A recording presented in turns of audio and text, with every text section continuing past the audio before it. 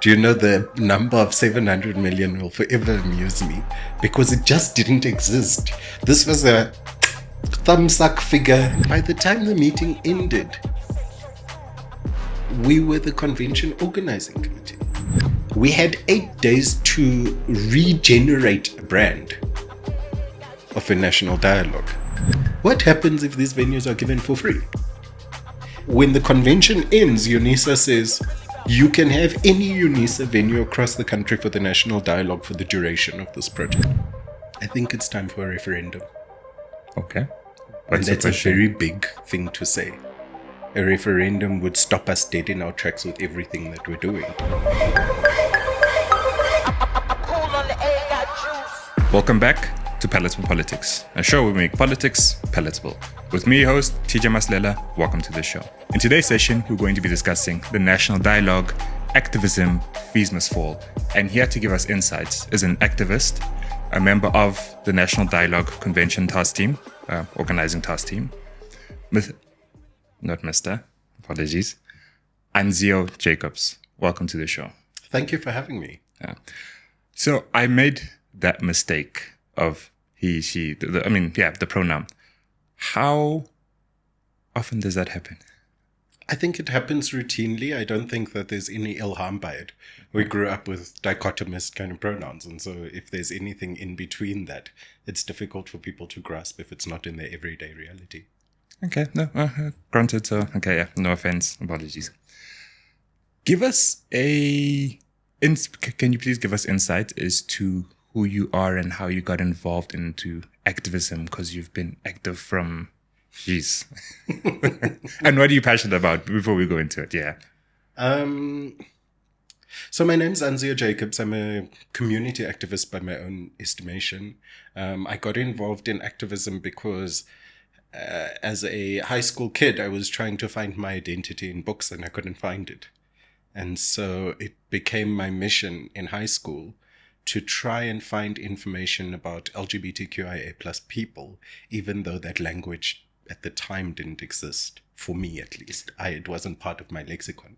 Context, this, what year, without giving away your age? Oh, goodness. What year is this? Been circa 2005, 2006. Okay. And I remember it was, I was coming to terms with my own identity. And I had lost part of my identity moving from the Western Cape and acclimatizing to Gauteng and Pretoria in particular. So I was suddenly from a wholly colored community growing up in a black household and finding my identity in white Afrikaans Pretoria. And so a lot of things about who I am and what I was to be came into stark question. And so at the time, what I was really trying to figure out was my sexuality. But every book that I could find was about a white gay man, and that didn't sit well with me because I knew that there were others like me. I'd heard of their stories in passing. I'd seen them on the streets around me, but their stories were not there. And so I'm trying to grapple with my identity, and I noticed how many others were doing the same. And so my activism started out on the back of a bus in Pretoria, bus route. Okay. I sat in the back of the bus. 3 or 4 of us had gathered the first time around, and we were asking each other questions and answering them as best we could. And I realized how important this kind of opportunity was. Within a few months, there were more than 20 people catching that bus trying to get this information. And we were curating it ourselves. It wasn't anything planned. It wasn't anything, that was formalized. But when we realized as a group the need for this information, that became something that I carried out of school with me. So for about 2 years, morning and afternoon buses had kids gather that were talking about their queer identities, because there was no way to get this information unless it was kind of through some dodgy website on a phone. Phones were relatively new at that time. So you could be speaking to anybody. The information you were getting was not always contextualized. And we were trying to learn who we were. And so those formative years are what started my activism, I think, in many ways. My family has an activist history. My mom was part of the Truth Commission, and in her childhood had the great fortune of meeting Stephen Bandubego. who took refuge in the home at some point. My grandmother was always philanthropic in the way that she engaged with community. And so, having been removed from my everyday life in the Western Cape and being in Gauteng, I was trying to forge my own path and trying to figure out what that was. And that's how I landed up in activism. It was by fluke, I think, in many ways, seeing what my family was doing and learning what I was interested in. And so, as my story progresses, I go to university, and that desire to have this information is still there. And I stumble across the Gay and Lesbian Archive, which is a library at Wits. And so now there's suddenly more stories. They suddenly make a bit more sense because you learn about things like mine wives, who miners were dating men in the mines. And the story is not spoken about, but it wasn't even something strange. People observed it and acknowledged it, and there was no tension around it. And so suddenly this archive opens up the door of other stories that are happening in the South African landscape, and there are plenty. There's in the archive, there's a story about a colored woman gangster who was a lesbian but presented as a man and was accepted by gangs. So it tells you that our history is diverse. It tells you that our history is not well told.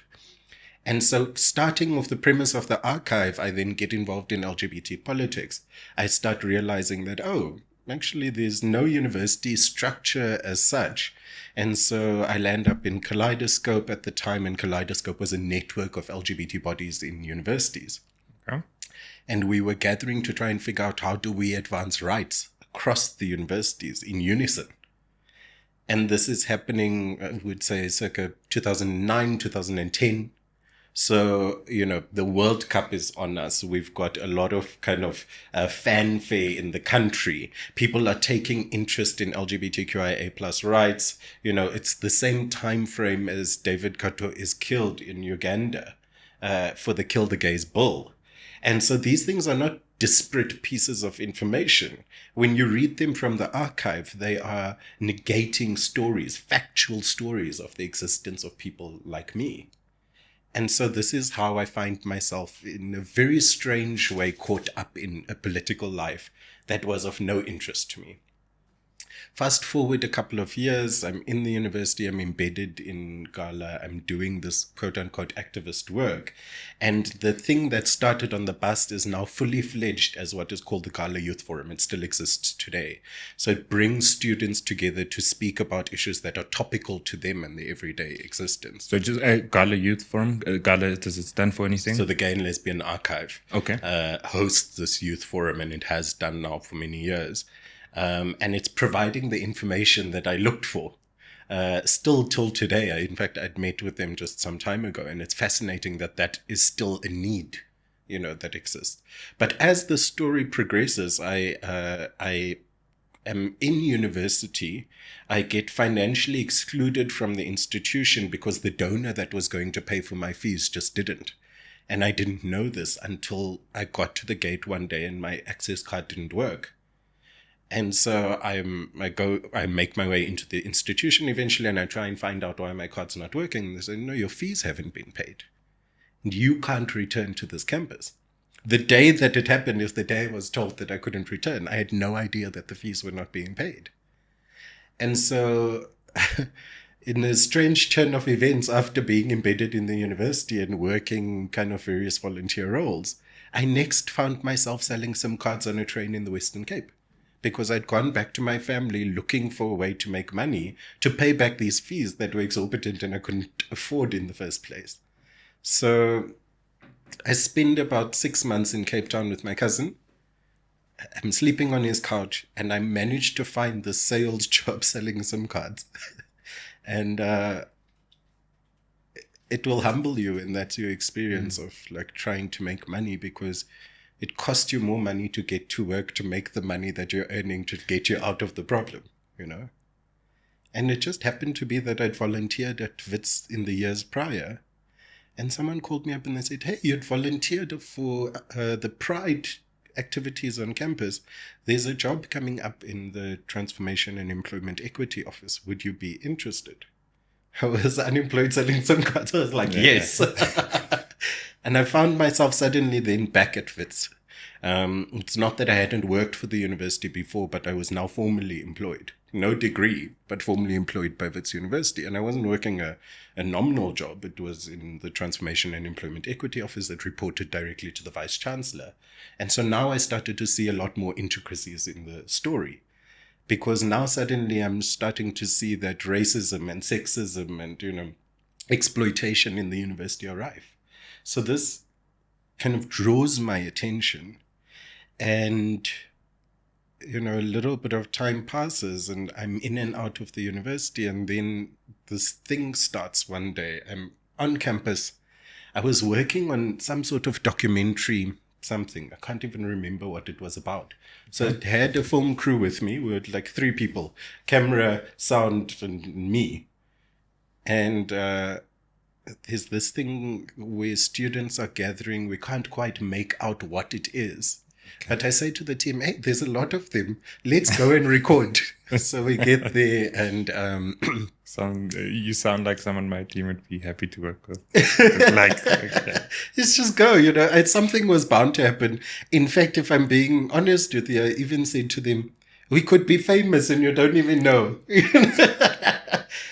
And I got there and I heard that day, Adam Habib was addressing the students. I'll never forget how raspy his voice was. Like, I remember thinking, he sounds like he's sick. And Adam Habib was trying to get the students to leave because he couldn't quite understand this thing. He even seemed a bit annoyed that he had to come down to that gate. And so, as the team, we started to ask students, why are you here? What is this about? And the story slowly came about. It's not like we hadn't heard about the Rhodes Must Fall movement. But it slowly became apparent that what students were concerned about here were fees. And I couldn't understand why there was so much disdain for this conversation, because there were many of them. It wasn't like this was 500 students. There were thousands of students there. And all of them had the same experience. And on day 2, it dawned on me that this was my experience. I had just been excluded from, so it was a weird aha moment, because suddenly I'm doing this, I'm here recording this thing, but it's telling my story. And so by the end of the second day, I said to the team, capture what you can, but we should be here. And so that's how I come to Fees Must Fall. I'd been involved in conversations, in these political conversations that were LGBTQIA+ specific. But I had never taken the time to understand that our struggles as queer folk mirror many other struggles. So suddenly I'm exposed to the cleaners at the university who are outsourced. I say, something doesn't seem right about this. You're outsourced. For years, the university is saying it's outsourcing because it's easier to manage, but it means that you're losing all of these benefits. And here you are day in, day out, scrubbing toilets and cleaning gardens in a place where your kids will never be able to go because you simply can't afford it. And then I thought about my cousins who are in RDPs. I thought about my family in the rural Eastern Cape. KwaZulu, Estatarang. And I just thought, these are the people that this movement is for. They are my family. They are not some foreign concept somewhere else. It's here, And so I joined the Fees Must Fall movement, initially just as another student. Then I decided to become more active and take up a role. So I joined a team that we called at the time Love and Logistics. And we literally... Why Love and Logistics? Because our role during Fees Must Fall was to clean the toilets, to take out the trash, to make sure that the campus was in a decent enough order such that when our parents, as we understood them, the workers of the university, the outsourced workers, when they came back, they would not have to do triple the amount of work because we were protesting for something that was right. We fed. So thoughtful. We fed students. When I tell you the amount of food that we made was just astounding. Where did this money come from? Because I People didn't were know during donating. But the donations were actually mind-blowing. We made the call to South Africans who had already had that experience in many instances themselves. And we said, look, if this is your experience and if you believe in what we're doing, please help us sustain this protest. And man, did they help us. There were walls and walls of bread. I'll never forget one moment during the Love and Logistics team. It was when the first big march went to the union buildings. And we made sandwiches for about 24 hours on loop. There were just rows and rows and rows of people making sandwiches. And then that truck got looted. It was in the news. And these were all the sandwiches that we'd been making. But Love and Logistics really came about because there was a clear understanding that if we were to occupy the university, the environment would need to remain orderly. We knew that our parents, as I've called them, weren't going to be doing that work. We had asked them not to as part of the protest. We recognized that there was still trash. People still had to use the toilets. People were still eating in that environment. There were still study groups that were being hosted. And so our task was to ensure that on a day-to-day that the protest was sustained. That was the staying power of the protest. Because remember, if you're occupying and you have to go home, and everybody suddenly has to go home, you're going to have a problem because your occupation cannot be sustained. And so our duty was to keep people there. You know, we kept people there by feeding them, by making sure that they had basic things for ablution kind of facilities. We needed to make sure things like toilet paper was there, that there was sanitary wear, you know. They were thoughtful things, but they were student organized. And fast forward a little while, I've been working in the Love and Logistics team. We're reporting back to the leadership structure. And at some point, there's a riff in Fees Must Fall, at least at Wits. And it's a riff that says that it looks like this thing is being captured by the ANC Youth League in particular, but, you know, those that are representing the ANC. And so when the riff comes, those comrades, fallists, however you want to describe them, slowly kind of retreat from the Fees Must Fall space. But by that time, Zuma had already announced 0 as the amount that people would have to pay in first year. So there was a win. And we were like, if you can't sustain this win, it would all be for nothing, because if you announce 0 for students coming in next year, what about the years after? And so we're like, we can't leave. And I don't quite no, I do recall. There was a group that had formed of women activists who were really upset by the fact that they kept trying to talk and contribute to the movement, but they kept on being relegated to Love and Logistics. So some of the male leadership was of the impression that, you know, women leaders were good at certain tasks. And therefore they should go and do those tasks and leave the serious work of organizing and leading this movement to the men. So this was essentially patriarchy among students.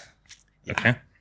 And so this is brewing in the background. No one's quite speaking about it with their chest. But if you think back, RMF and FMF that eventually happens at UCT, there's RMF. So the Roads Must Fall movement preceding Fees Must Fall has already had some of these cursory conversations. So there's already like a what later became dubbed the trans capture. You know, there's already a group of trans women and non-binary folk and women who are saying at UCT, we will not have patriarchy seep through this movement again. We will guard against it. And I think something similar was happening at Wits, and I happened to find myself in this group that was like, something needs to be done. And it was just interesting that I presented male enough to diffuse this situation. And no one was quite bothered by me, because I was doing something that seemed banal to everybody else. I was making sandwiches and cleaning toilets, and I could speak good enough to speak to people. I'm multilingual, and I am a facilitator. Which is what we saw at the National Dialogue, but we'll come back to that. So during the Fees Must Fall movement, I don't even recall exactly how. There was like this men started to sing that morning. Can't even remember which morning it was. And then women started to sing. And the men sang louder. And then the women sang louder. And then the men tried to sing louder and the women got really upset. And so it caused this like momentary rupture in the, like we were preparing to have a meeting. But now everybody was upset with everybody else because this tussle, this gender tussle is happening in the space. And I think that's how I ended up on the podium. Was the woman in the group and the queer folk in the group and non-binary folk in the group had said, why don't you then go? And then just make sure that we can speak in the meeting. And then for months after that, I was chairing the Feast Must Fall meetings. I was the one that was navigating these conversations, saying everybody must speak in order for us to work together, but it also means that everybody must be heard. And so the meetings were sometimes hours upon hours worth of meeting, but to keep the decorum in the room, everybody who felt like they weren't heard needed to be heard. And so you'll recall in recent times, a 1 minute timer kind of keeps that pace. You've got 1 minute to speak, say what you're saying, move on, you know? So I think to go back to your question, I never intended to be an activist. It was not a deliberate kind of thing that I was doing. By the time activism was happening to me, I think I realized that it was happening to me because I had all of these lived experiences and I did not want others to have poor lived experiences. And I thought that if one person could do something, many people could do something and there could be a change. And so all I needed to do in my mind was convince enough other people to stand up in the face of injustice when there was something wrong, and to try our level best to behave in a principled way.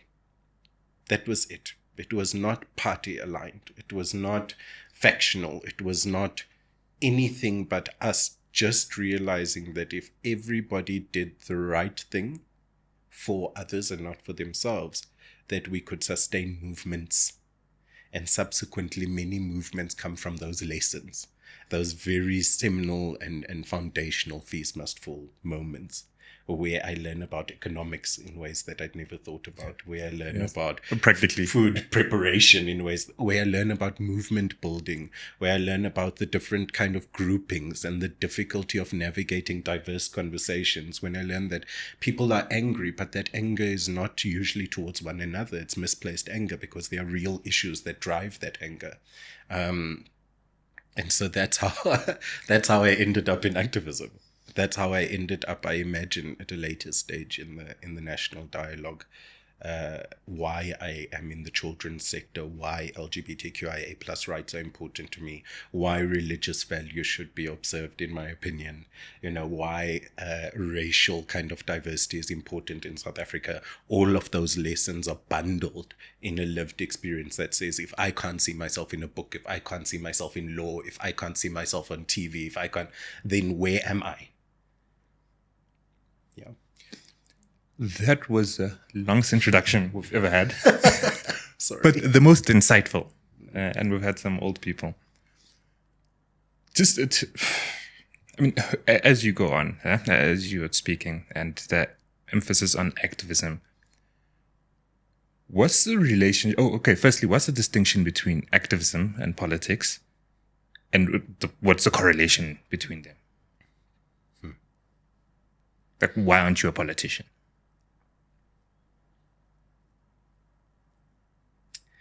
I think activism creates politicians.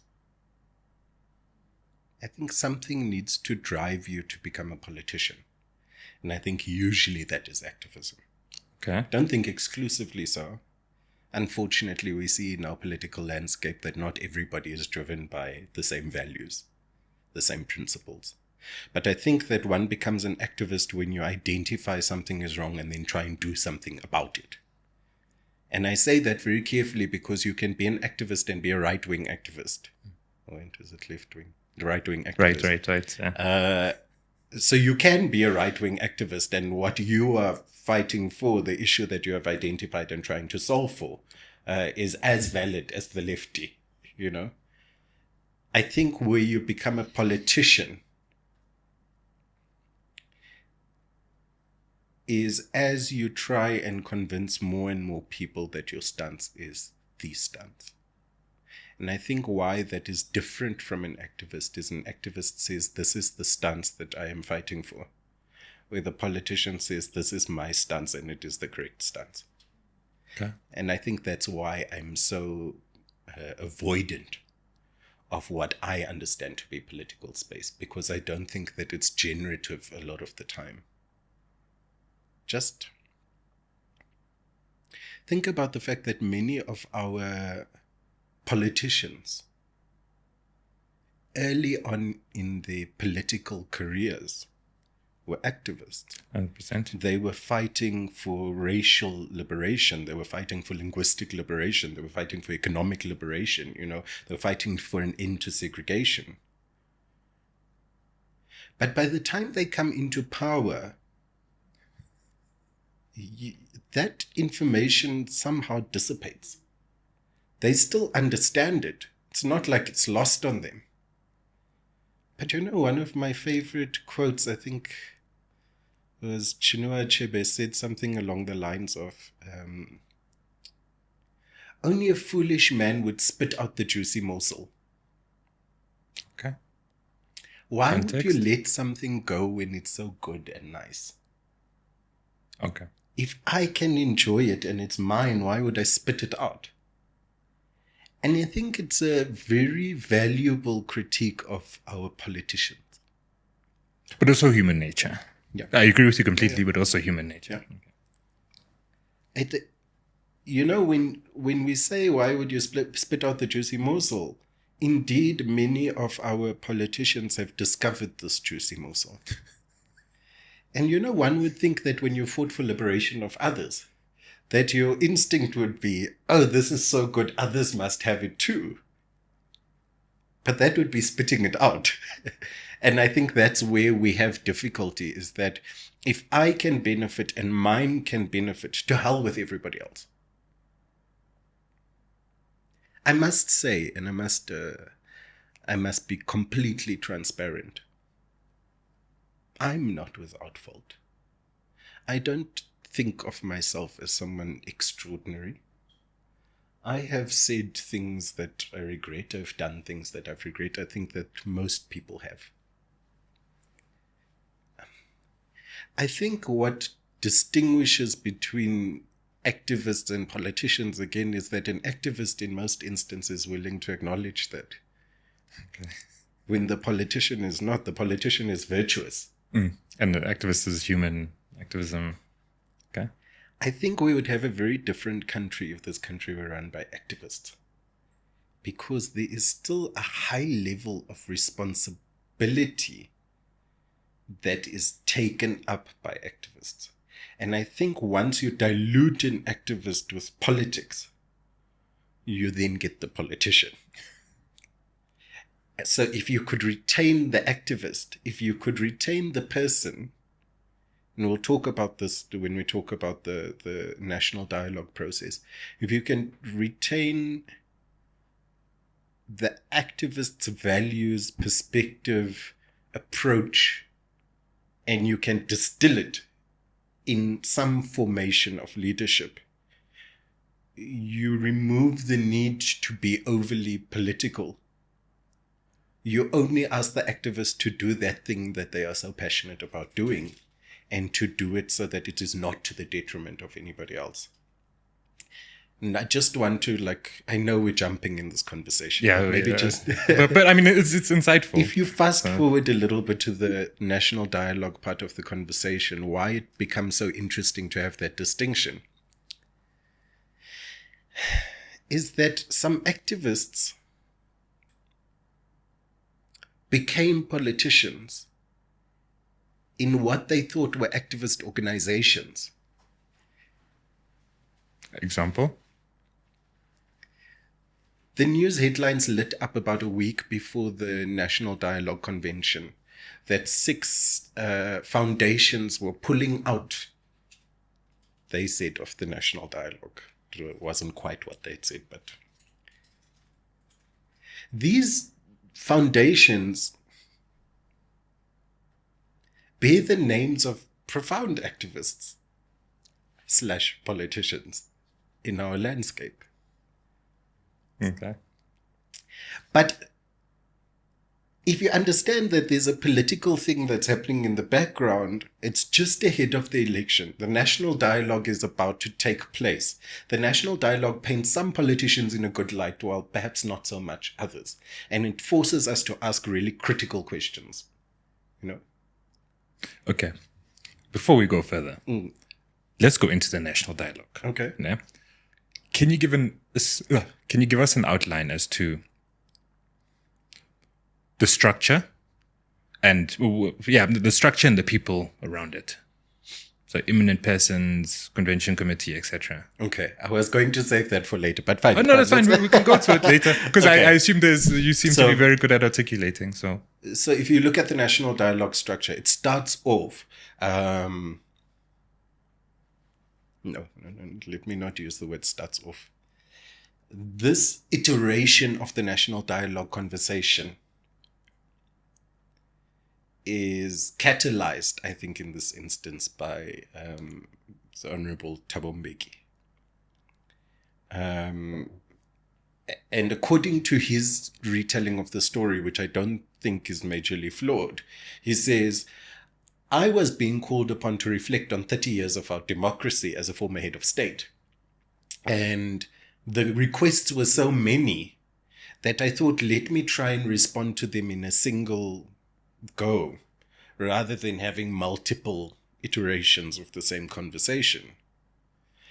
And so in many ways, the conversation that Thabo Mbeki starts, I think, provides a genesis for the national dialogue as we know it presently. But I think it is imperative that we also reflect on the fact that before Thabo Mbeki says the words national dialogue in the public eye, this conversation has arisen elsewhere in our history, using similar terminology. It may not always be spot on, but others have spoken about the need to gather the country.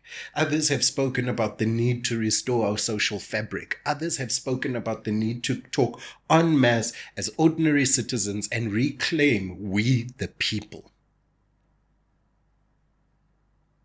So Thabo Mbeki starts this process of engaging with other foundations. And those foundations come together circa September 2024. And again, it's not the first iteration of this conversation, but I think the people gathered in that room had heard this conversation enough times before to say, okay, it's sensible, let us gather and see how to make it work. And this group ultimately then results in what is known as the Preparatory Task Team. The Preparatory Task Team is mandated by the head of state to prepare for a national dialogue. The head of state's ambition, to the best of my knowledge, is to enable South Africans to have conversations about problems that are plaguing our nation. And the caveat there is that we already knew what those problems were, 100%. but I think there was a desire to take us a step further than that. So I'll leave that piece of the conversation. The Preparatory Task Team is made up of these foundations, but there are civil society actors in that Preparatory Task Team. There are several. They are kind of consultants. And I think it's important to mention that, there were people who came from a corporate background who were also trying to shape this thing with those that were at the table. But it was being led by... being led by this Preparatory Task Team and the foundations in particular, who understand themselves, I quote, as progenitors of the process. Now, I had to go and look up the word progenitor because I didn't know. It means someone who is the originator, the birthplace, the bedrock for the idea. And I found that so curious. Memkize in Soweto selling Fedcook and speaking in her cell group about the need for South Africa to have a conversation is very much as legitimate as Thabo Mbeki calling for a national dialogue process. And that's why when someone uses a word with the weight of progenitor, it bugs me tremendously, because I'm like, you really think in this country of some 64 million people that your idea was novel? When people have been burning tires in the street, they were calling for a national dialogue. I mean, there have been calls for second Codesas. I assume social compact is also one of those. These terms, Okay. that's why I'm saying you can't, while I understand the way that the former head of state describes this process, I think it's a flawed description of the process. Anyway, we've got the preparatory task team. They meet for almost a year and maybe some months to prepare for this national dialogue. They agitate for the head of state to announce the national dialogue. And this process is going fairly smoothly. Civil society are gathered. As civil society are gathering, they call in also in preparation for the national dialogue process, because it's been made public that this thing will happen.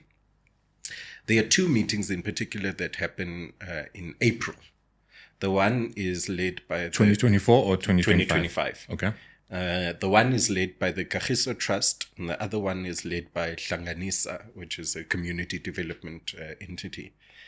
These two gather other civil society groups. But I went back and I did an exercise. In fact, civil society had been having this conversation in many shapes and forms since about 2022. So it's not like the national dialogue process, you recall that it was announced and spoken about before, but it only really comes about in 2024. So we see that civil society has been discussing these issues. The April convenings bring those civil society actors into the same room. The preparatory task team presents to those civil society, and the preparatory task team includes some civil society. Importantly, it includes Kagiso Trust, who has convened in April. So, it's important that you show that there is a deep overlap between these things. 8 days before this process, there's a call from a colleague of mine to say, hey, you've heard about this. This is the part where you're coming in. Yeah. Okay. You've heard about this thing called a national dialogue. Yeah. We're just struggling a bit. There's about to be a big announcement. Can you maybe come and meet up with us so we can tell you what's going on? And I'd been loosely part of this process through the civil society entities. And just being an activist. Yeah. So I didn't think much of it. I went to this meeting. When I got there were about 20 odd people in the room. To be honest with you, I didn't know many of them. I thought it was strange that people looked so frantic, but I also hadn't heard the news. And so by the time I'm sitting in the room, only then do I realize that, the foundations are pulling out of this thing. And the meeting is saying, look, the national dialogue is happening, or the National Dialogue Convention is about to happen in just over a week. And if the foundations pull out, South Africa will lose confidence in the process of the national dialogue. And so as civil society actors, it's imperative that we act now, because if this thing collapses, we will not get another such opportunity again soon. So I walked into the meeting thinking I'm coming to help someone with a document or something. And by the time the meeting ended, we were the convention organizing committee. I can't tell you in those hours what exactly was said to us, because it was a lot of information. But that was what happened at the end of that process. And within those few hours, suddenly we had a communications arm, a logistics arm, we had a kind of program arm, there was a financial arm, and it just looked a little bit like Love and Logistics, if I'm being honest. It reminded me of that time, because what was happening was that people were just working and working and working, and you couldn't quite tell who was at the helm or like how this thing was. There was a chairperson he was part of the preparatory task team. So at least it gave us some confidence that there was a level of continuity. Who is this chairperson? Boichoko Titlake, Okay. who was part of or is part of Kagiso Trust and has been part of these ongoing civil society things. In fact, why it's significant that Boichoko Titlake, of all people, become the chairperson of the convention organizing committee is that he is civil society. And civil society that has actively been engaged in this conversation. In fact, Boichoko had called on us 2 or 3 years ago to start talking about what it would mean if a national dialogue came about. So it's not like this was an odd thing to people that were around the table. Almost everybody, I imagine, knew Boichoko before they arrived in the room. And at the end of the day, like I said, all of these task teams have now formed. And we were told before we left very late that night that there's a meeting at 7 o'clock tomorrow morning and this is how we will check in. I must also say to you that at that time, at the point that we left the room, 26 invitations had gone out for the National Dialogue Convention. It's 8 days before. Yeah. So you can just begin to imagine that if a national process had invited 26 people 8 days before this event was to take place, that were being set up for failure. How do you, this thing is meant to have over 1,000 people gather. How have you only invited 26? Who are these people? And so that's where the work starts. Now we're trying to figure out, okay, how did you get to this list? Why have the invitations not gone out? And so this is the task that we're taking on. We report every morning at 7 o'clock. We're working almost 18, 19-hour days in most instances. And our sole task is to ensure that we get this thing over the line. There's no remuneration. That's very clear in this process. It was announced like, don't think you are coming here to chow their money. Do you know the number of 700 million will forever amuse me because it just didn't exist. This was a thumbsuck figure that came about because there needed to be an estimated amount for this process. It was never corroborated anywhere. Yes, there was some semblance of work that had been done to try and cost it. But how do you cost something that you don't even know what it looks like? So no payment. So how much are we looking at? Even now, as I said, I can't tell you confidently what that number is because the process has changed. So whatever estimations were done before are no longer those estimations. And I can give you a practical example as to why. When you are counting in that 700 million number, right? Remember, this is a guesstimate number that gets thrown up. That number, for example, is saying that we'll have to pay for every venue where the national dialogue is going to take place. But before the convention and going into the convention, UNISA comes forward and says, in kind, we will offer you every venue that you need to run this dialogue. And so which they have the infrastructure. Yeah. If you were doing the math, that is probably the most significant cost because the physical venue and the infrastructure that you need to host 1,000+ people, that is going to cost money. Millions. And subsequently, and why this number is so difficult to speak about, is that there was an understanding that we would have to activate across the country and venues would be needed. But I don't think at the time much thought was given to what happens if these venues are given for free. And so when the convention ends, UNISA says, you can have any UNISA venue across the country for the national dialogue for the duration of this project. Now that is going to chop that budget significantly. It does not mean that this thing will not cost a high amount. But when you now look in rand and cents value, the in-kind contribution cannot be measured as the monetary contribution.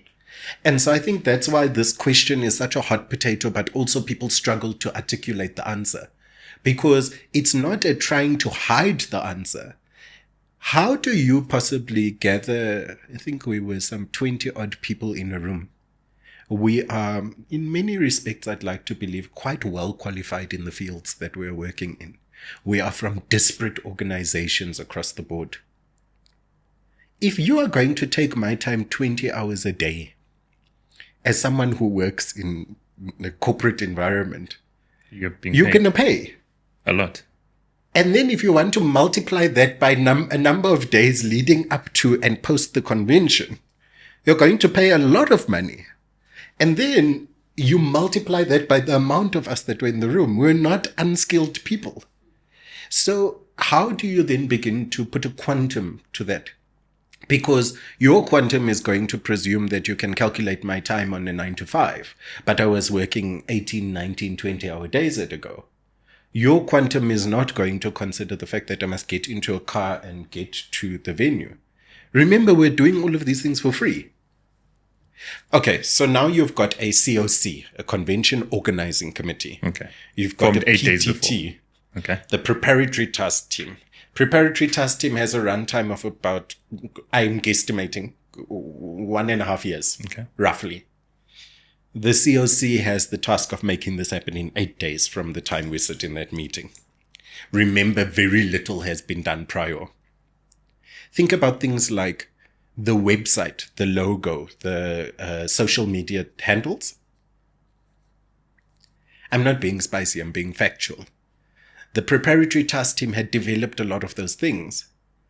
And then because they were disgruntled by the fact that this was proceeding, because the president said it should proceed. Which was decisive from the president that given people weren't happy. They then refuse to provide this to the Convention Organizing Committee. So in real terms, we had 8 days to regenerate a brand of a national dialogue. Now, if you've worked in a communication space, you'll understand that that is just ludicrous. But in reality, what is happening is that we have to keep the peace. We're not fighting with the Preparatory Task Team. We just need to finish the task.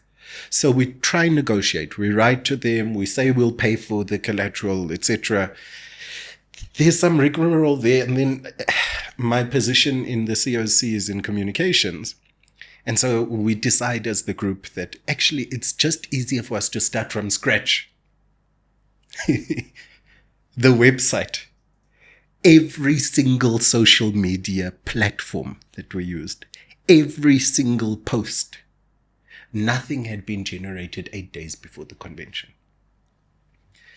So in all of this, Eminent Persons Group, where are they?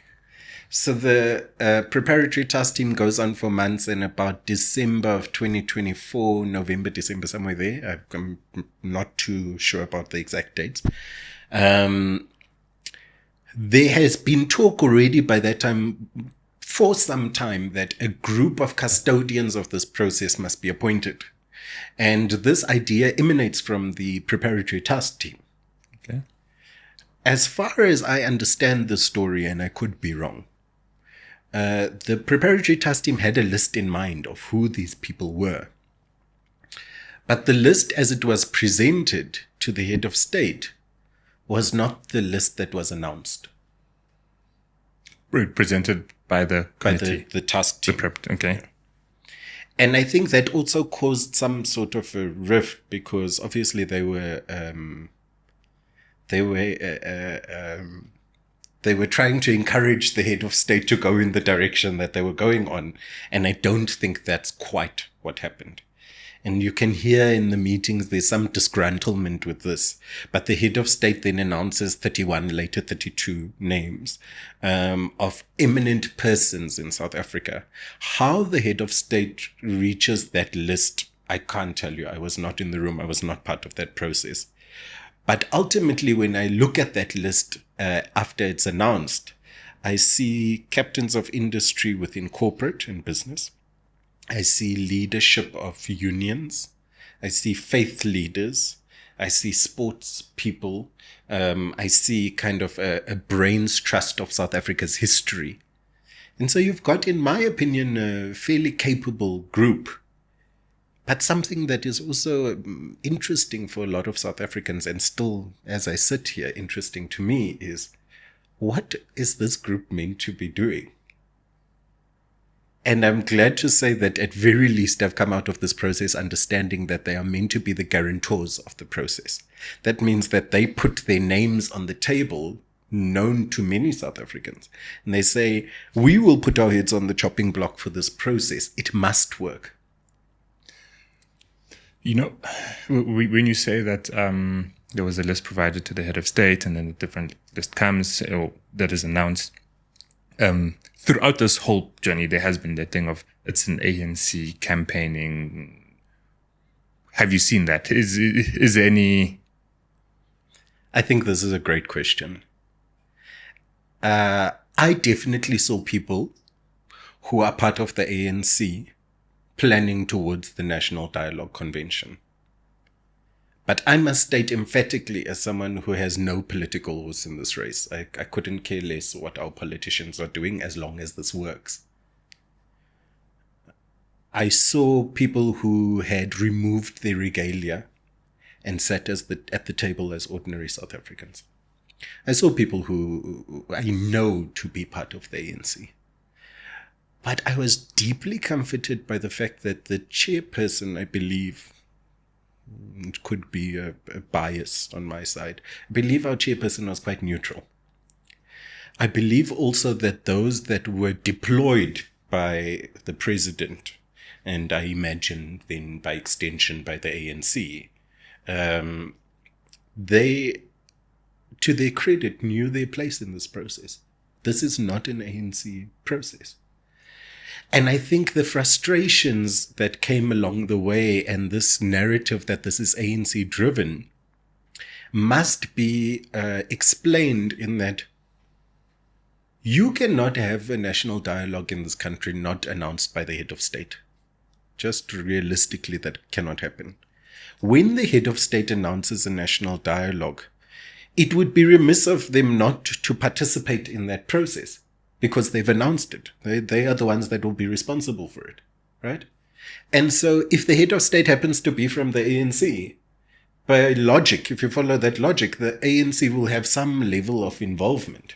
Did they control the process? Absolutely not. I can tell you right now, I would not have sat in that room for as long as I did if that was the case. Were they there? Yes. Was it necessary? Of course. This is the last structure. Okay. The Interministerial Committee is a committee that, as with other processes, is comprised by ministers who are duty-bound in the process as it's established to behave in a particular way and to resolve for particular things. So again, in practice, if the majority of our ministers are in the ANC, there will be some level of ANC involvement. You can't deny it. Were they at the helm of the process? Again, I don't think so. Because there would be something counterproductive if you wanted an interministerial committee that was not skewed towards one. If you wanted an interministerial that was skewed towards one political party, you simply wouldn't invite the rest. Gayton McKenzie attends those meetings. Kwaribe is meant to attend those meetings, you know. But doesn't.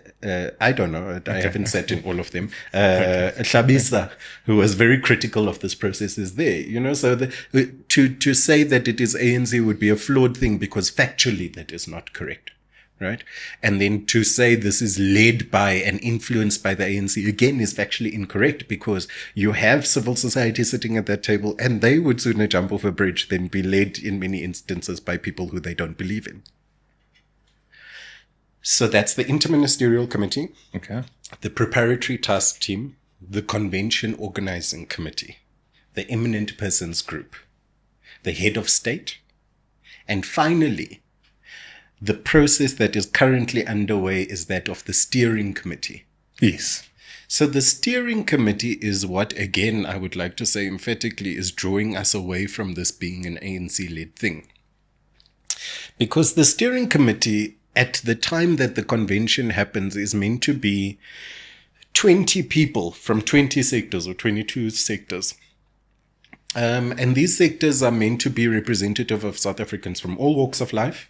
Indeed, the convention is organized around sectoral groups knowing that you could never possibly get every representation of every single South African into one room to launch this thing.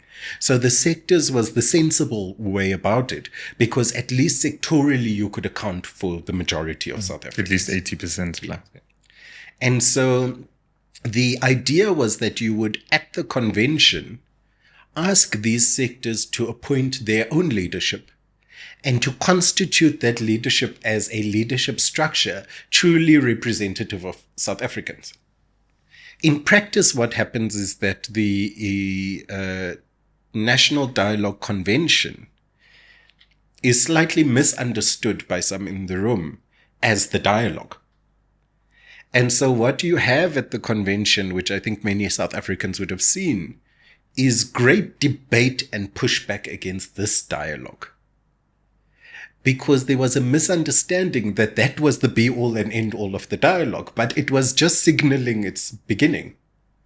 And what was the intention of the convention? Exactly that. Like the convention is there to announce to South Africans that this process is beginning. This is how it will function. Okay. But equally, and why when people say that the National Dialogue Convention was a failure, I disagree so vehemently, is that the National Dialogue was a flavor of what the National Dialogue Convention was a flavor of what the National Dialogue will ultimately be in our South African landscape. You cannot possibly have a peaceful conversation, a monotone conversation, when there are so many problems in this landscape. Everybody must speak. And so when what appears in the media to be chaos, descends in the context of the convention, I think you might recall that I went through great lengths on the second day to say, no, let's in an ordered fashion hear everybody. It may be imperfect, but if everybody's heard, then at least we can take the granular texture of this thing and walk away with something. And so ultimately what gets decided at the convention is that the steering committee cannot be constituted immediately because not every sector is represented.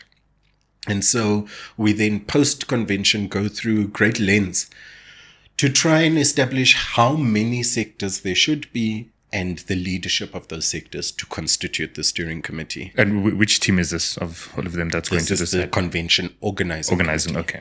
And the reason for it being the convention organizing committee and not others is because the convention organizing committee was to deliver the National Dialogue Convention in its fullness.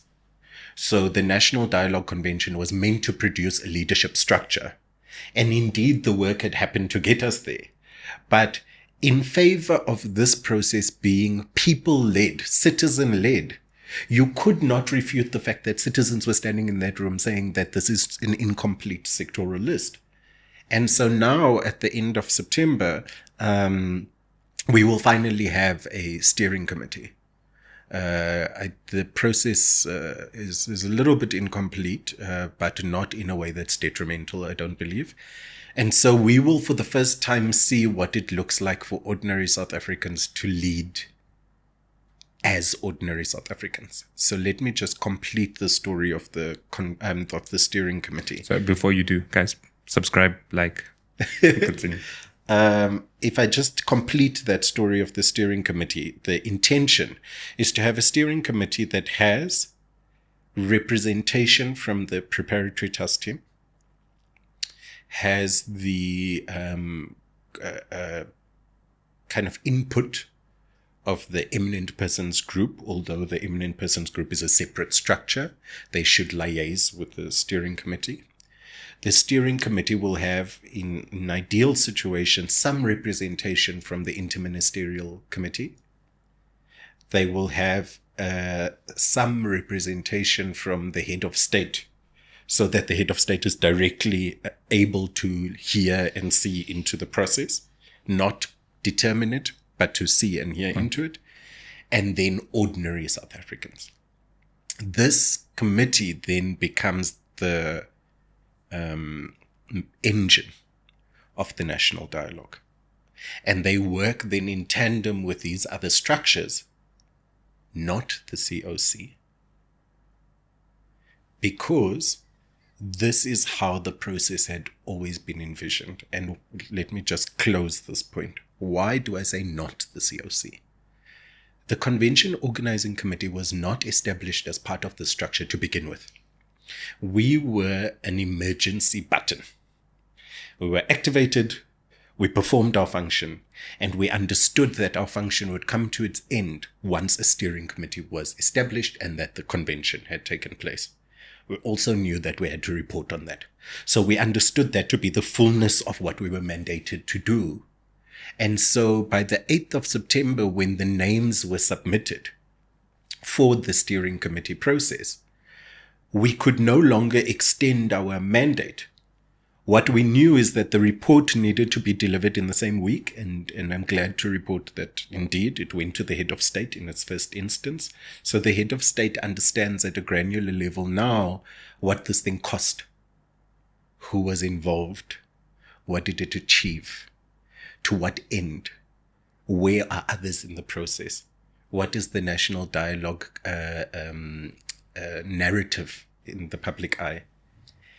And so once the Convention Organizing Committee concludes that process, updates the eminent person groups, installs the steering committee, etc., you now have a machine that should, for all intents and purposes, run sans the Convention Organizing Committee. Why this is important is to go back to your distinction between activists and politicians.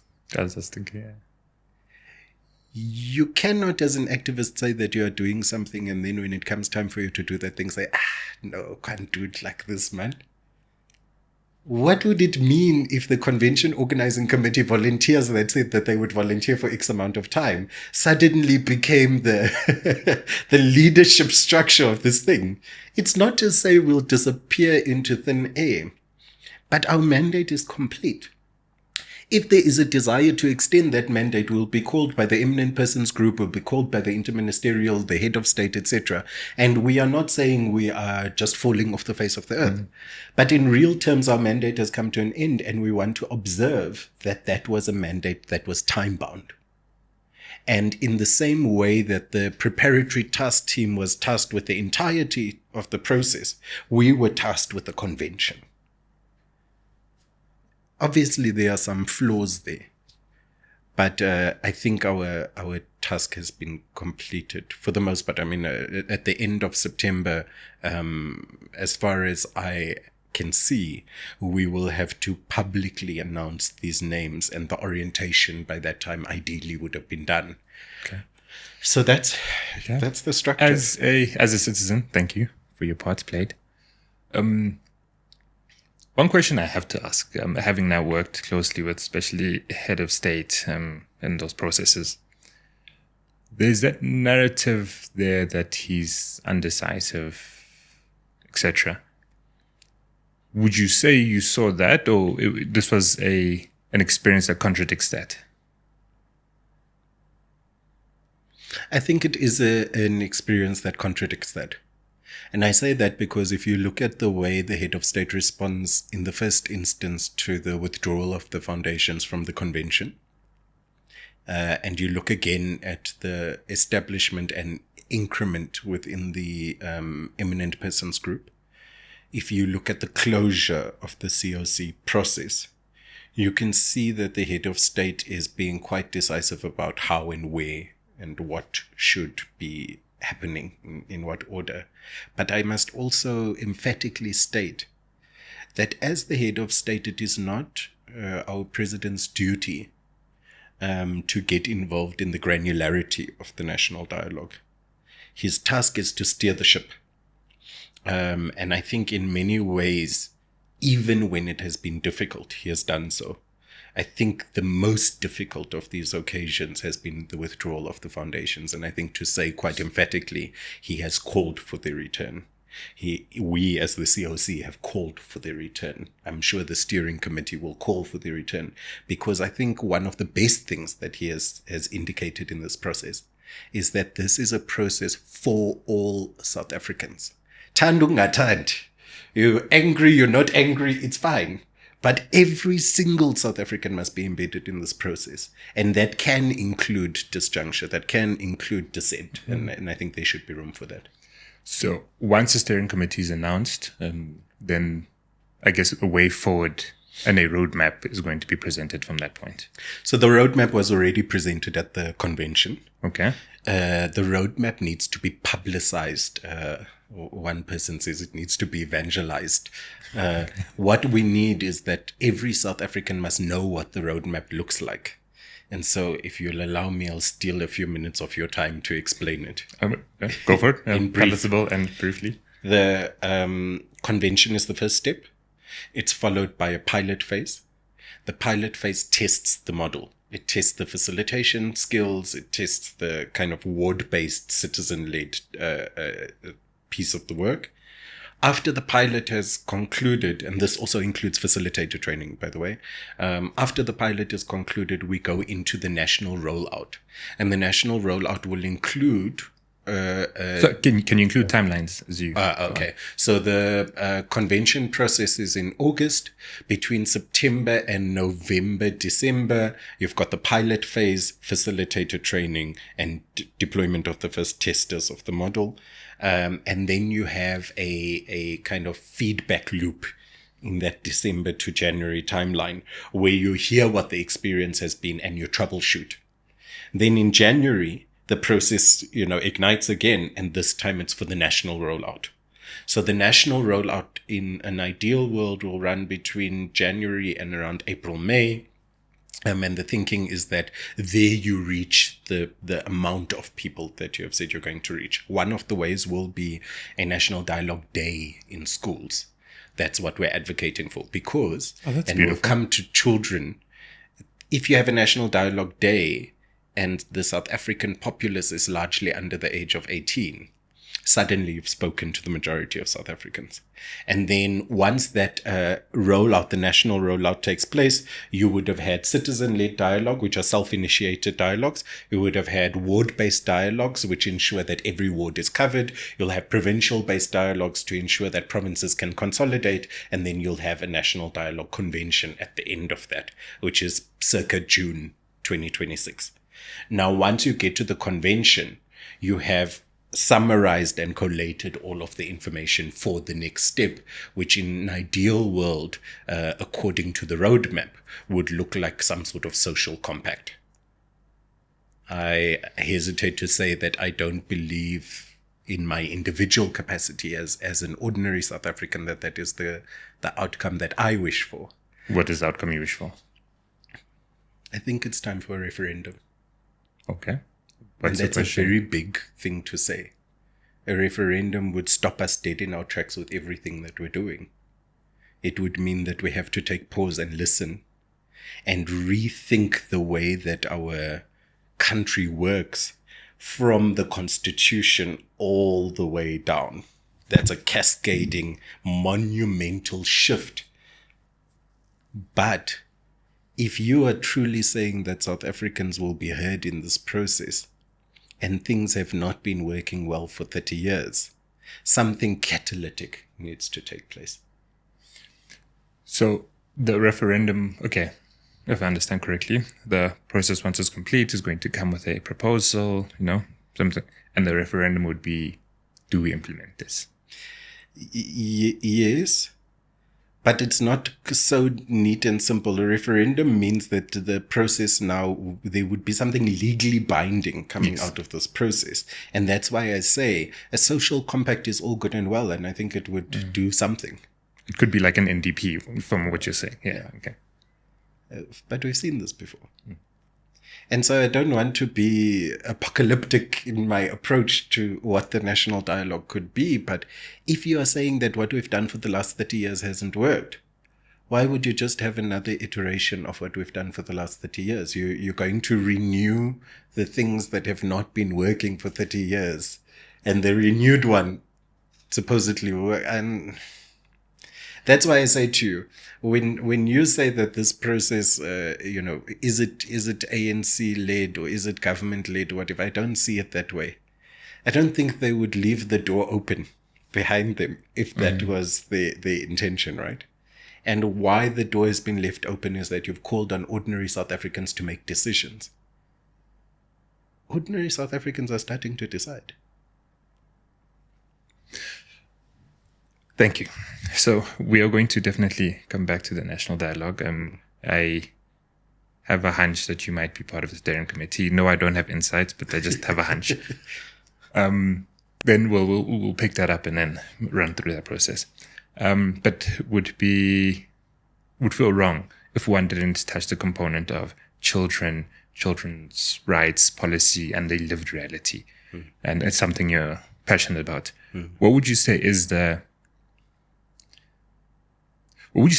gap between the policies and the lived experience of children?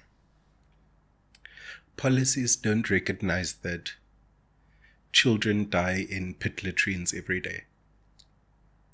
Policies don't recognize that children live without dignity in our landscape.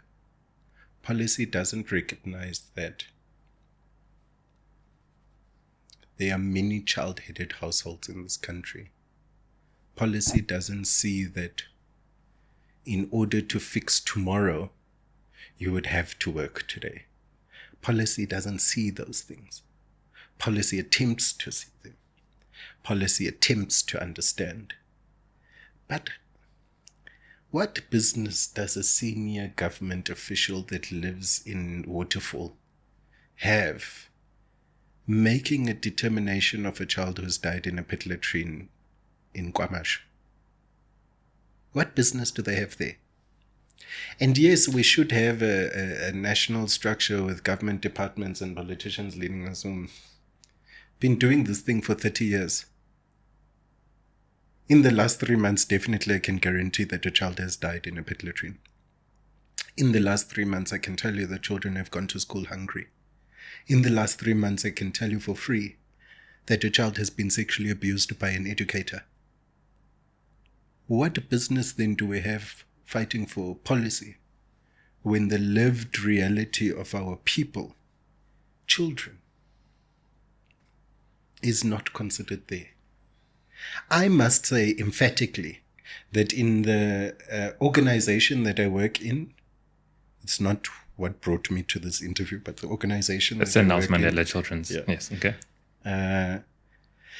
Is advocating at a policy level. And I think that the type of advocacy work, especially that I'm implicated in, a very big part of what I'm advocating for is a remedy to those things. But I don't think that that is sensibly what is going to fix a child dying in a pit latrine. And why I keep on coming back to that is, can you think of any less dignified a death? What does that say about what is priority for us? We are spending countless hours in these policy meetings, my God, and bless, policy does something up there. But when hundreds of children are dying literally in their own feces, I struggle to fathom that we are spending the amount of time and energy speaking about a problem there. I struggle to understand why there are just under 25,000 schools in this country, right? Just under. What figure do you think it should be? No. I'm saying that, like, just factually, there are just under 25,000 schools in this country. So in my mind, I'm going, why is it so difficult for 25,000 schools to function? Why does it need this lofty piece of paper that's happening there that will, politician will come and go every 5 years, but those 25,000 schools will remain year in, year out? Why do you not groom the capacity to fix the school?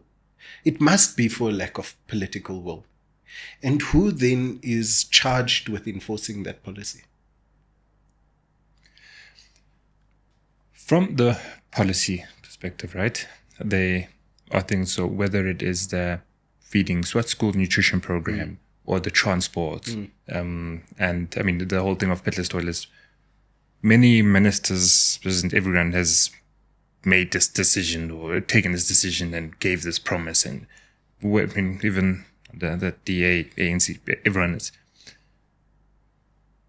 What's going wrong? Because it seems like the problems are known, they've been identified, even the guys in Waterfall. What's going wrong, and what's the role of parents and society? Like, what's wrong?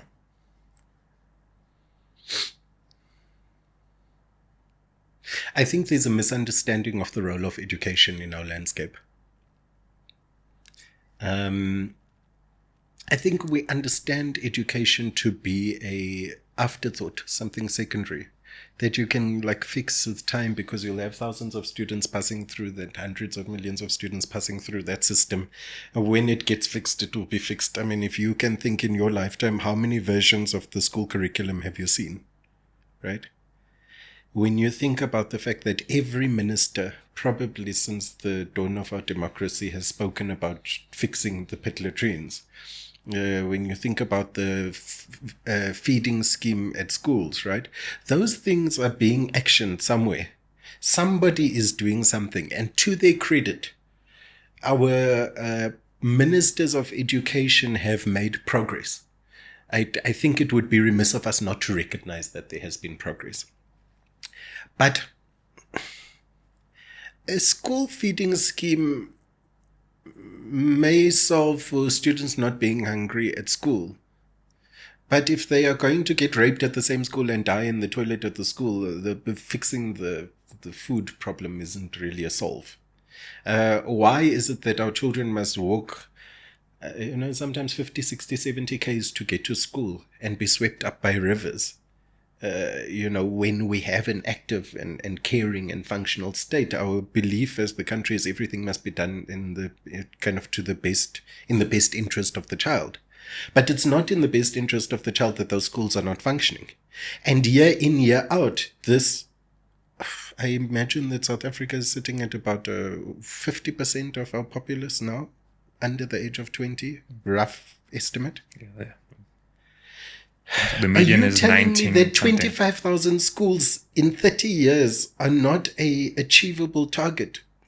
If we meaningfully spent money on our schools, that we wouldn't solve for issues of literacy, basic literacy, right? And literacy does a lot of things. Like if a child can be literate, they can read the law.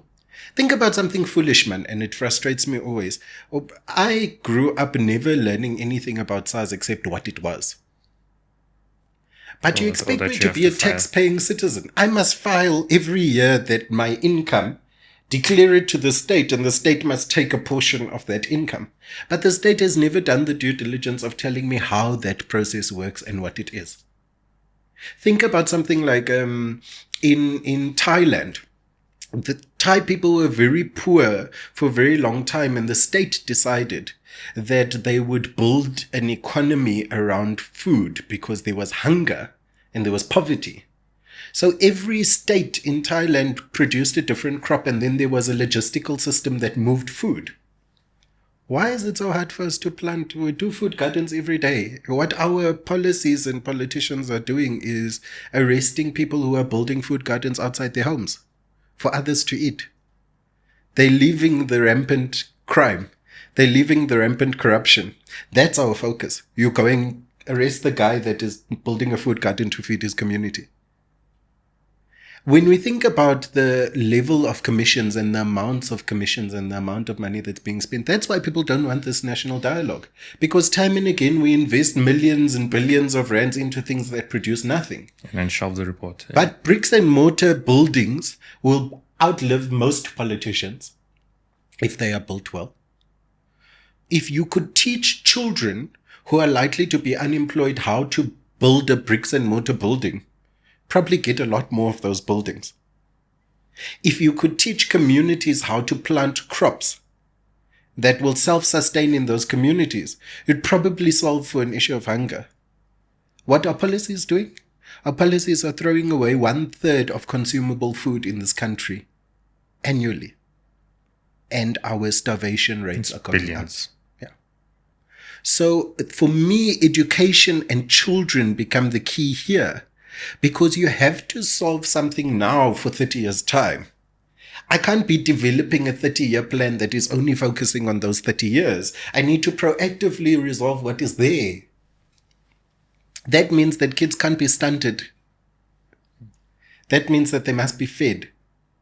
That means that basic services must be available. And when you look at the fiscus and you look at the amount of money that goes into Department of Education and Social Development, you will find it hard to understand that there's a Department of Infrastructure, there's a Department of Education, there's a Department of Health, and there's a Department of Social Development. And we can't figure out 25,000 schools. Something is deeply wrong with that math. Another one that has puzzled me, and because it's not because I don't have the insight. The amount of teenage pregnancies, so child pregnancies. I saw the other day someone 12 gave birth. What's happening there?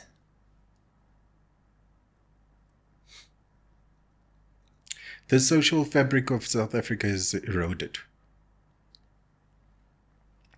Do you know, I often work in these schools, and it's interesting to me when you just do a basic litmus test. You can ask the people that are in the schools, the students and the teachers, any cohort that you can facilitate, really. You could ask if someone has a female relative, sister, mother, aunt, cousin, whatever. You could say, hey, if I harmed that female relative, how would you react? Especially if you're asking male people, but not exclusively.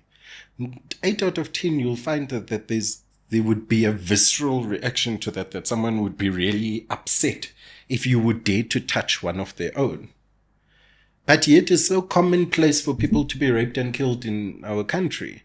And that tells you that there is a misunderstanding of what our society will accept and what it won't.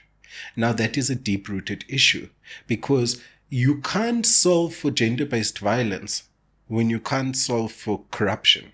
Why? Those things are innately linked to one another. Elaborate. The issue of corruption is a moral and principle issue. Same thing with gender-based violence and femicide. It's a moral and principled thing. You would not, with good morals and principles, go and harm someone point blank, let alone to sexually harm them and violate them. But in the same way, if you are behaving in a moral and principled way, you would not loot our state. You would not empty the pockets of poor South Africans. That is supposed to empower the change. So when you solve for corruption, you solve for gender-based violence. When you solve for corruption, you solve for hunger. When you solve for corruption, you solve for healthcare. And the more we make it seem as if these are disparate issues, the further away we move from the solution. You have to solve corruption first and foremost. And let me be clear, it's not that I'm naive. Corruption exists in many countries around the world, but I like to different sectors. I've traveled a fair amount. If you could steal sensibly, we would not have this problem. You know, when I was growing up, Easter time, my mom would always buy a box of the Easter eggs. It was like a thing that she did. And like I said, I'm an imperfect human. During my childhood, I figured out that if I could put my hand under the plastic and into the box, I could take out 1 or 2 Easter eggs at a time. And so for years, my mother would buy this thing and I would eat the Easter eggs before the pack was opened. And in my adult life, I had to explain to her what was going on. Had I finished all of the Easter eggs in the box and she came to an empty box, she would have caught on a lot sooner. Instead, I just took a little bit off the top every time, and then it looked as if they were there. This is how corruption works in other parts of the world. Those not that are we're corrupt, encouraging it. No, I'm not encouraging it. But I'm saying those that are corrupt also realize that you have to leave something behind in order for this thing to move along. Mm-hmm. So for me, there's something really idiotic about cleaning out the coffers of the country and expecting no one to say anything. In other countries, there's corruption, but that corruption is always with the mind that if you are going to be corrupt and you hope to see yourself in the station for long enough, you better not be so corrupt that there's nothing to show for your time in office. And so again, I don't wish for corruption, and I don't encourage it in any way, shape, or form. But I think the idiocy of those that are corrupt in the country, they're blinded by what they are doing, because they could achieve the same ends, and still we could progress as a country. I think when we talk about the social and moral fabric of South Africa, what we need to talk about is an understanding that we are all South Africans from all different walks of life. But if we are to remain in unity, we will have to resolve for some things that will be difficult to resolve for. But if ordinary South Africans realize that it's easy to resolve one thing without focusing on all of these others, we would have a very clear output. No corruption, fixed services. You can do a line correlation between the amount of money that we are losing and the amount of money that we need to fix the problems.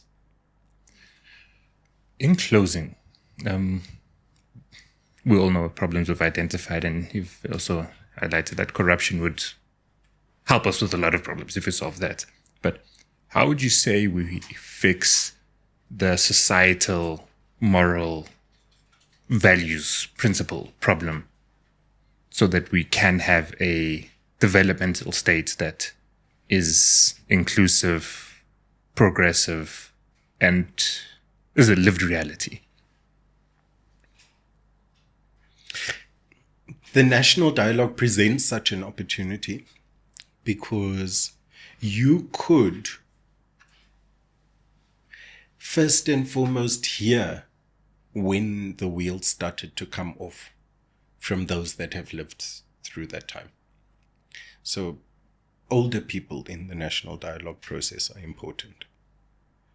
You could hear during the national dialogue process how churches are to weed out some of the problems. And I say churches, I mean religious entities broadly. Mm-hmm.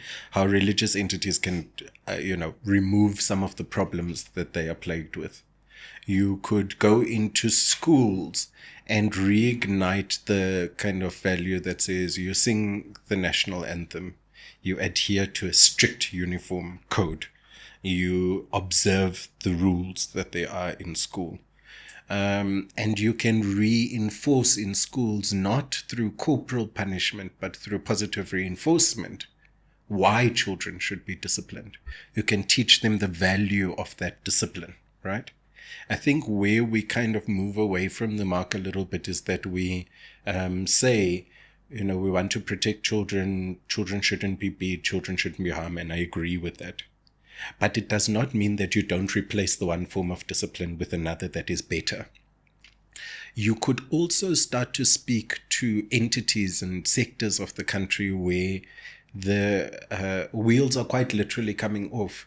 Think about the taxi associations, think about freight associations, think about those that operate buses.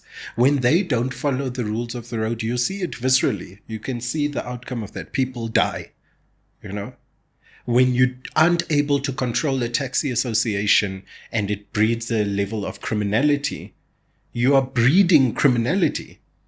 It's not to say that taxi operators should not operate in unison, but you have to talk to those taxi operators and saying, are you not a parent?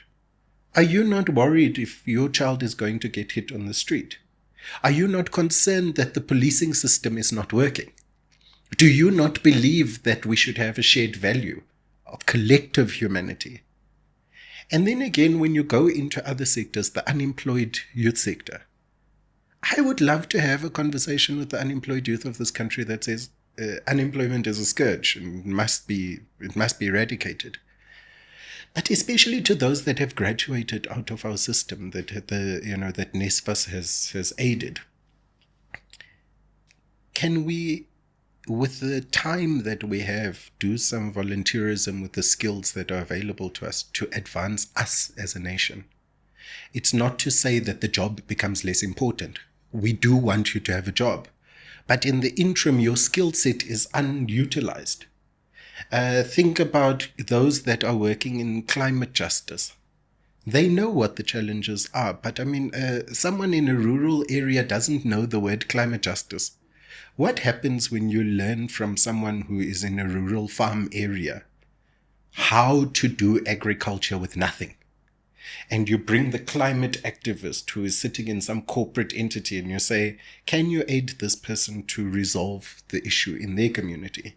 Why the national dialogue model is interesting is it calls every South African from every walk of life to come forward and say, what can I put on the table? It says, yes, there is a state. Yes, there are politicians. Yes, there's a constitution and policy and the like. But for 30 years, it hasn't worked. How do we solve for it? And once you ask an ordinary South African that question, you have a national dialogue. You have a way where people feel like they are not just the problem. They can instigate the solution. And once you have that and you have active citizenry again, you can quickly go back to the social and moral fabric that I lived through in the 90s, where communities took care of children, where every child was everyone's concern. Because if we could rear another generation that was living a better life than us, we're advancing our country. When we start to realize that those people that we abandoned, the elders that we abandoned in homes, when we think about the infirmed and mentally ill, when we think about those people that can't help themselves, there are many people that exist in our landscape that can help them, that are willing to help them. We just need to take a little bit of time and make sure everybody in the room is heard. We need to make sure that when there is a problem, that we don't only look to one quarter of our society to navigate it. But I think also very, very importantly, what the national dialogue tells us is that there is an opportunity for catalytic change. And we can take it or lose it. And I hope we'll take it. Thank you. Thank you for your insights, your stories, and the work that you have done for us. I really appreciate it and hope that we do see a concrete outcome that is not only implementable, but implemented to national dialogue. Thank you. Thanks for having me. Guys, please don't forget to like, subscribe, share, comment. What do you think of the interview? What else would you want to hear? And more importantly, how are you going to contribute to the national dialogue? Palatable Politics.